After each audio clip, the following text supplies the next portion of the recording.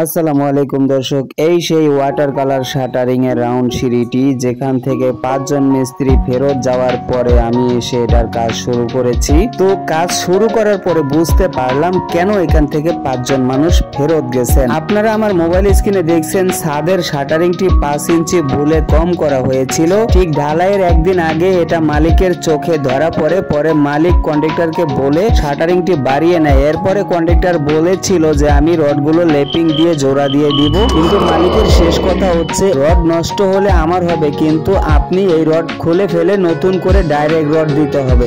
এরপরে আপনারা আমার আগের ভিডিওতে দেখেছেন এই মালিক ছাদ ঢালাইয়ের জন্য খোয়া বালুগুলো কিরকম নিখুঁত ভাবে পানি দিয়ে ধুয়ে পরিষ্কার করে নিয়েছেন। যে মানুষটি ছাদের খোয়া বালু এভাবে পরিষ্কার করে ধুয়ে নেয় এবং একটি রডের লেপিং নেয় না, তাহলে সেই মানুষটির রাউন্ড সিঁড়ির কাজ করতে গেলে সেটার কাজ কিভাবে করতে হবে আশা করি বুঝতেই পারছেন। তাই আজকের ভিডিওটি খুবই গুরুত্বপূর্ণ হতে যাচ্ছে, আশা করি না টেনে পুরোটাই দেখবেন। আপনারা দেখছেন আমার রাউন্ড সিঁড়ি চেক করার জন্য উনি 2 জন ইঞ্জিনিয়ার এনেছেন। তো আপনারা দেখছেন আমার রড বাইন্ডিং প্রায় শেষের দিকে। তো প্রতিদিনই কিন্তু উনি আমার সিঁড়িটি ভালো করে চেক দিয়ে নিচ্ছেন কোথায় কি হচ্ছে।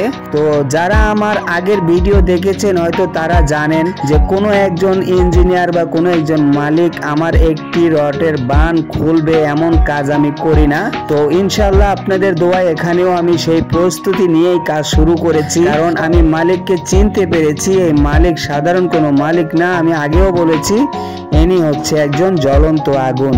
আপনারা দেখছেন সিঁড়িটি ইঞ্জিনিয়ার স্যারেরা চেক দিয়ে যাওয়ার পরে উনি নিজ দায়িত্বে আবারও সিঁড়িটিকে ভালো করে চেক দিয়ে নিচ্ছেন। ওই দেখেন পকেট থেকে মোবাইল পড়ে গেছে, অথচ মোবাইলের আশা ছেড়ে দিয়েছে, কিন্তু টেপ কিন্তু হাত থেকে ছেড়ে দেয়নি। কারণ ওনার চিন্তা হলো মোবাইল গেলে মোবাইল কেনা যাবে, কিন্তু সুন্দর একটি সিঁড়ি যদি নষ্ট হয়ে যায় সেটা তো আর ভাঙ্গা ছাড়া ভালো করা যাবে না। তাই উনি অনেক গুরুত্ব দিয়ে কাজগুলো খুব সুন্দর করে দেখে এবং বুঝে নিচ্ছেন। এমনকি রাউন্ড সিঁড়ি সহ পুরো বাড়ির কাজগুলো সঠিক মাপে সঠিক নিয়মে করার জন্য উনি যে একটা ব্যবসা করতেন সেই ব্যবসাও বন্ধ রেখেছেন। তাই উনি নিজ দায়িত্বে যথেষ্ট ভাবে কাজগুলো সুন্দরভাবে মেপে যুগে বুঝে নিচ্ছেন।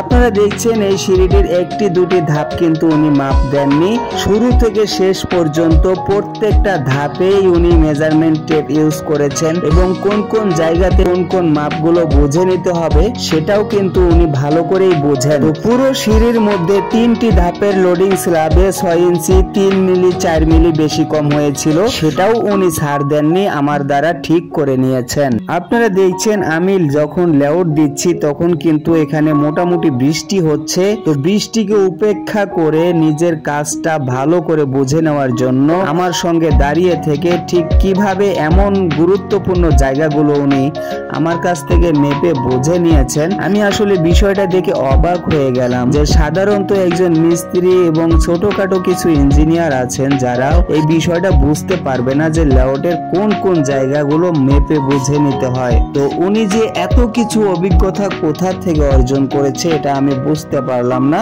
তো সেই বিষয়ে আমি ওনার কাছ থেকে জানার চেষ্টা করব পরের ভিডিওতে। তো আমি এই কয়দিনে ওনার কাজ করে বুঝলাম যে মানুষটি কাজের দিক দিয়ে যতই কঠোর হোক না কেন মনটা কিন্তু অনেক ভালো, কারণ এখানে আমি দেখেছি শ্রমিকদের পিছনে খাওয়ায় দাওয়ায় শ্রমিকদের যত্ন নেওয়ায় অনেক টাকা পয়সা খরচ করেন।